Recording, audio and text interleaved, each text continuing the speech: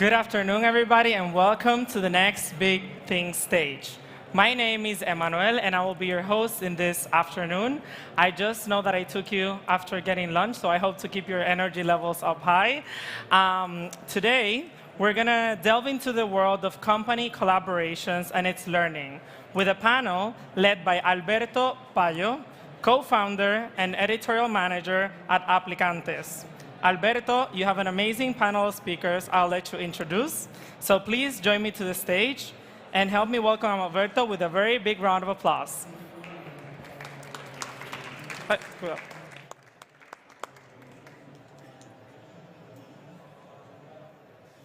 We follow the next big thing program, and what's the next big thing? Be sure this is going to emerge from collaboration between large organizations and startups. But really, a lot of big things are happening now thanks to this marriage. More and more corporations are investing in startups, creating corporative incubators, and opening their own innovation labs. Our panel participants are an example of this collaboration. Just let me introduce them to you. Fabio Century, he's head of innovation and startups for Enel Group. He's the CEO of Enel Innovation Hubs. They have hubs in Silicon Valley, Israel, Italy, Spain too, Madrid, Russia, Chile, and Brazil. Our second participant is Stefano Lacesa. He's co-founder and CTO for Pidius. Pidius enables consumer and business phone services for the deaf and hard of hearing. And our third participant is Roy Peter Dirhard Torgersen. He's founder and CEO for Nido Robotics. Nido Robotics is a startup that works underwater while lowering risk to personnel and installations. Welcome, everybody. Thanks for coming. Thanks. Okay, our first question is if you can introduce yourself, your startups. Be brief, please. Fabio? I start with myself. I don't work in a startup, but I'll start anyway. I work for Enel, as Alberto was saying before. I'm responsible for the Enel Innovation Hubs and the startup initiative. We have offices in San Francisco, Tel Aviv, where ecosystems that are very well developed to find startups. And then we are also present in Madrid, in Italy in two places, Catania and Pisa. And then we are in Moscow and Santiago del Chile and in Rio de Janeiro. And all of these places is because Enel has a very strong presence as a industrial player. And so we can contribute to the ecosystem of innovation. And at the same time, we can find amazing startups like a Spanish one and an Italian one that we can collaborate with and bring them to all of our businesses all over the world. I am Stefano Lacesa from Rome. 5 years ago, we founded Pedius. We make phone calls for deaf people. So we help deaf people and hard of hearing people to call on the phone to just anybody, including large corporations. So we help large corporations to be accessible from everyone, including deaf people. In the company, I'm the CTO. I make sure our digital strategy, our technical strategy is aligned to the expectations of our users and customers. Good afternoon. My name is Roy Torgersen. I'm the CEO and founder of Nido Robotics. I'm Norwegian, as you might get from the name, but the company is based here in Spain. What we do is that we manufacture underwater robots and additional systems that allows small companies and large companies to improve the inspection of their underwater assets and to prevent critical failures and problems that might arise. Okay, if you want, you'll be the first. I don't know. So, how in this hour Enel did fall in love with startups? And what is your value proposition model? So I think it all started a few years ago when we had the first project with startup, and after a few months of trying to collaborate with them, we then realized, and a lot of people also like holding back, we realized that when you do something with a collaboration of with a small medium enterprise or with a startup, you can make it faster and you can make it cheaper, which is important for delivery. Instead of doing that yourself, with your internal processes, with your researches, and at the same time, you also get access to some technologies that are evolving super fast outside of NL, and instead we would not be able to access them if we don't go to a startup and we don't collaborate with them. So we fell in love with them. We started the process of collaborating with them. We now have a very well-structured process of selecting startups around the world. As I was saying before, we are in all of these innovation hubs around the world.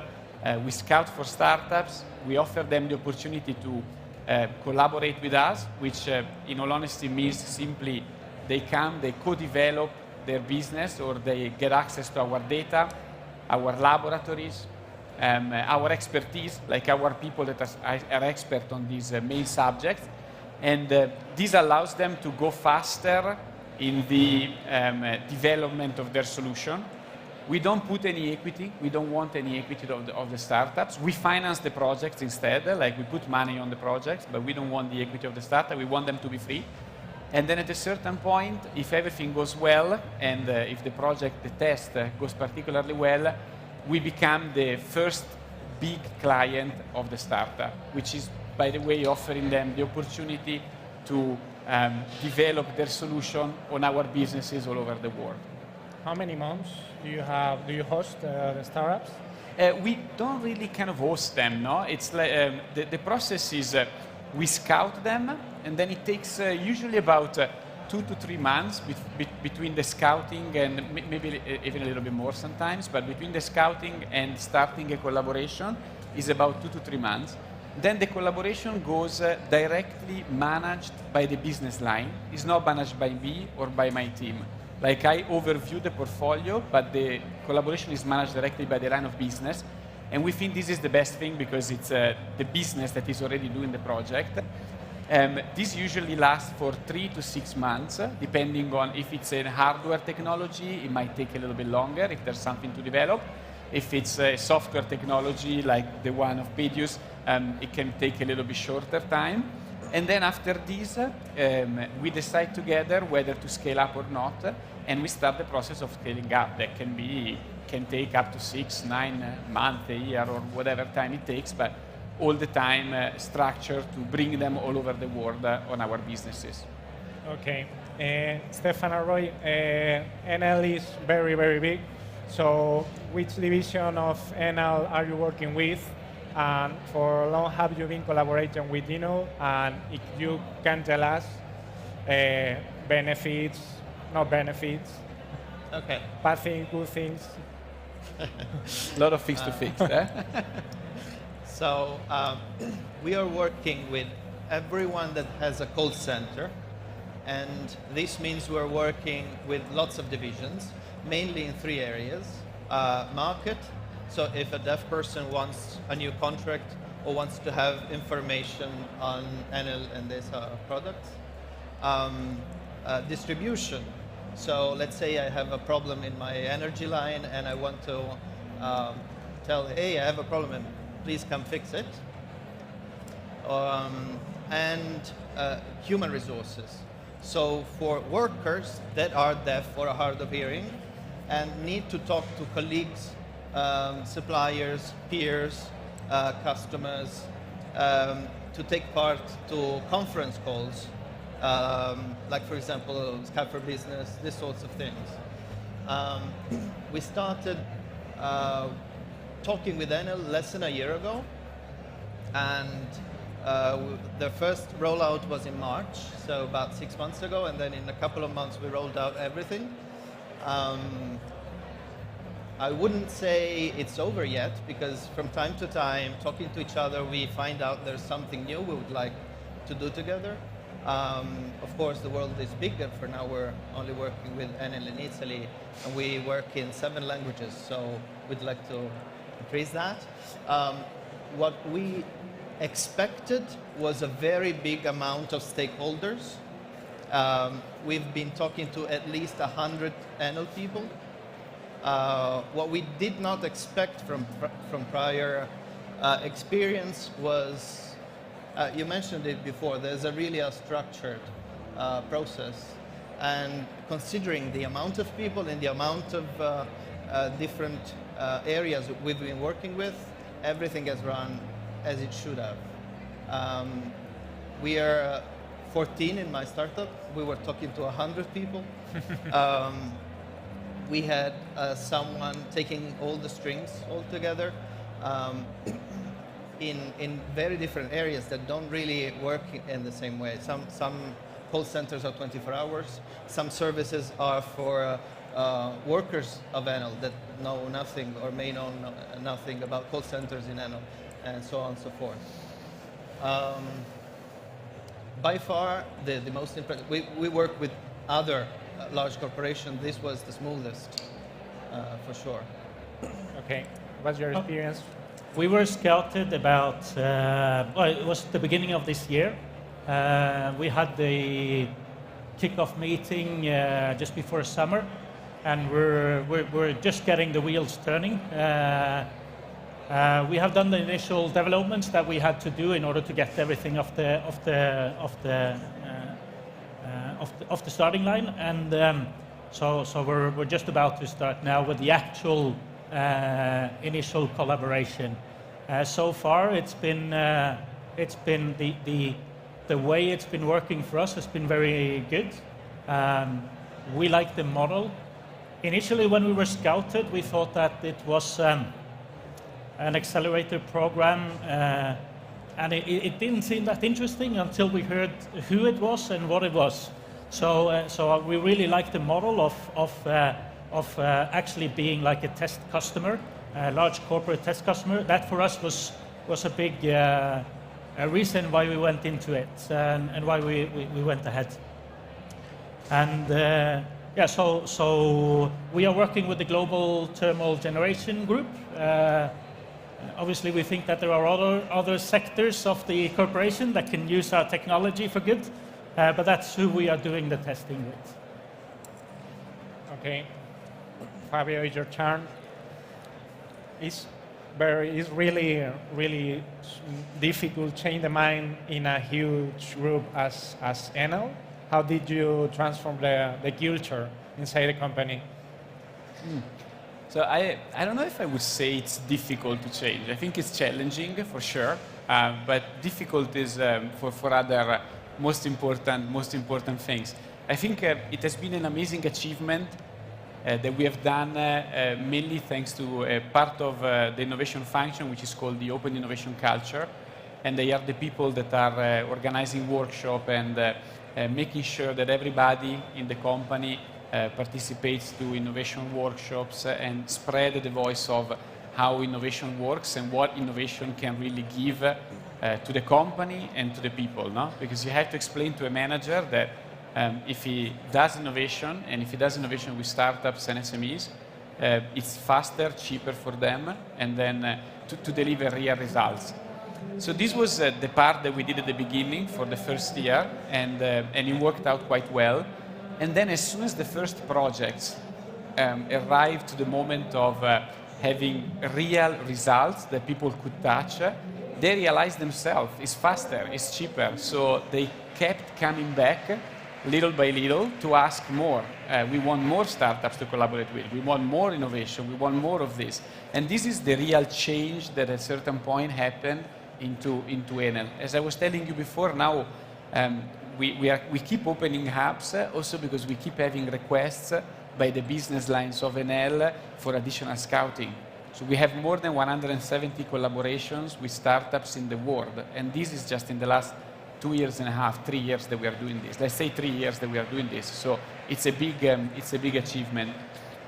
In all of these, of course, you need to have alignment from the top management team. And this is what I have to say that our CEO the CEO of the group, Mr. Francesco Starace, is quite involved and it's very much present in all of our activities, and he gets updates on our activities and he spreads out the words himself to all of the rest of the lines on how innovation can support them and how they should use innovation. So innovation is not just a department or a division of analysts, like more transversal value. Exactly. So we have like a person which is my boss, which is the head of innovation, and he reports directly to the CEO of the company. I report to him for the services of doing the scouting, managing the hubs and all of that, but then you also have within each business line an innovation and technology team who is dedicated to the business line, works for the business line and for the head of innovation. So for us, innovation is pervasive in all of the business lines. Okay.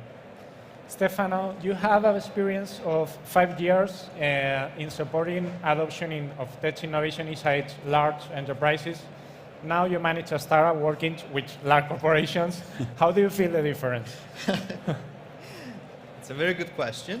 I would say it probably helps me a lot. My previous job helped me a lot. Customers, large corporations, have not changed much, so they keep asking more or less the same thing. My job is completely different because before I used to spend most of my time scouting, assessing, evaluating, understanding all the new technologies to suggest where the company should go. While now I have to understand that my product will work if it is secure, if the company doesn't have to change a thing for it to be installed. So to give you an example, we designed everything so that a company can test it in an hour and put it in production in 2 working days. Yeah. You don't need to call IT, you don't need to ask consultants. Yeah, so probably my previous job helped me understand how to crack the code. Okay. And another question is, do you think large enterprises are more interested in accessibility for customers than some years ago? Sorry, can you repeat? No, it's a question for Stefano. If you feel that accessibility is more, I don't know, in the mind or in the ADN for large companies from 5 years ago or some years ago? That is also a good question with a not easy answer. So I'm sorry. Hello? Try. Better? Yeah. Sorry. Right. So I'll try not to move too much. We were speaking about accessibility. Yeah. So I think companies always cared for accessibility to some extent. What I think has changed in the last few years is that companies really want to be accessible if it's not about a market thing. It's nobody really tries to understand if it's going to give you more customers. What they wanted is accessibility should be easy to adopt. So I think technology is helping us deliver easy to adopt solutions that allow everyone to do it within a reasonable budget. If you expect we could do what we do in a physical way, putting someone to make phone calls for every deaf person, it would cost a very demanding amount of money. What we tried to do was something that is feasible for enterprises and definitely making the difference for users. Okay. Roy, how do you feel swimming or scuba diving with a big fish like Enel? Well, for us, I think it's a great opportunity. It allows us to test out our product on a much different scale than we have until now, and to test out different ideas in different scenarios. So we look at it as a very good opportunity. Of course, there are some differences, some pitfalls, you might call them. It seems like startups and corporations have a different perception of time. So that's one of the things that we have to work with. And then obviously any corporation is going to have several demands when it comes to structure and so that you won't have when you work with other small companies. Mm-hmm. So, but it's a learning process. I think there's very good leeway for this learning process for us also. So yeah, for us it's a great opportunity. This is the most important thing, like the difference in perception of timing. This is why we are doing open innovation and we are going to startups. Because for them, a month, 2 months, 3 months, and then you're done. Like you need to deliver something. Otherwise, money not there anymore, and like you don't realize things. For a big corporation, sometimes if you do these processes internally, you do them and then you recheck them and then you recheck them again. So having the opportunity to mix the two ways, on our side, we would be faster. And I believe that maybe if we come back maybe in 3 or 4 years from now and you have a different solution or a new startup, you will find a much faster way to collaborate with us as well. But for them, for us, like to tell them how to structure the things a little bit better, and for them to teach us how to take decision in a faster way. This is a startups are like wheels for you, or fuel. Exactly. Like you. Okay, guys, what's the next for your startups? Where Videos and Nido Robotics will be in 5 years or in 3 years? We started delivering phone calls for the deaf, for people born deaf. This means 1 out of 1,000 people. It means in Spain 45,000 people. Now our next challenge is to develop transcribed phone calls for anybody developing hearing loss. Seniors, most people after 65 start to experience some form of hearing loss. I believe that in 3 or 5 years, we want to be the global standard of transcribed phone calls, so that everyone manages to make a phone call. The other person doesn't realize I'm to some extent deaf, but I keep reading what everyone else is saying, and I have residual hearing that helps me understand what's going on. I believe we can do this in lots of contests. We've been told already that it's even very useful in conference call systems when not all participants are native. So if we're having a conversation in English and not everyone in the room as 100% level in English, there could be captions of what I'm saying right now. This is something we're working on very strongly. We're improving it every day, and we hope it's our next lead. Okay. Well, at Nido Robotics, our mission is to reduce the amount of accidents that happens in the underwater realm in general. In a professional, commercial point of view, whatever people want to do in their hobby, in their free time, is up to them. But we believe strongly that in a work scenario, everybody has the right to go back home after the day is finished. So that's our mission. That's what we're working towards. Obviously, over the next few years, our idea is to scale this globally and to become one of the leaders in underwater robotics and on a global scale. Obviously, this collaboration is a great test scenario for us to see if this is something that we can actually execute on. So. yes, we have 2 minutes, just a sentence. You know, the journalists like to short, just a sentence to explain your collaboration or collaboration with larger startups. Just a sentence, a little sentence. Sentence to To describe? explain your collaboration with Enel or with a big company. So